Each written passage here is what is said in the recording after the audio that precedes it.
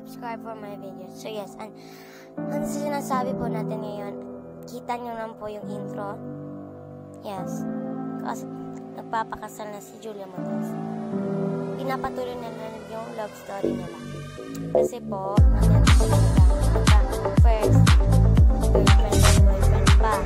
Tapos, nagkaanak. Tapos, nagpakasal. Kasi may anak na sila. Hindi pa sila nagpapakasal. So, nagdesisyon, sila dalawa na magpakasal sa Germany.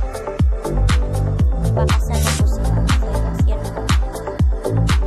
Pakasal na po sila. Sa sobrang happy. Kung Martin naman, ito daw ang kakabuti naman. Masaya naman si Coco Martin. Kasi, yan po yung picture na kanina po yung picture na kasal nila matapos sila ng pagkasal. Nag-picture po sila.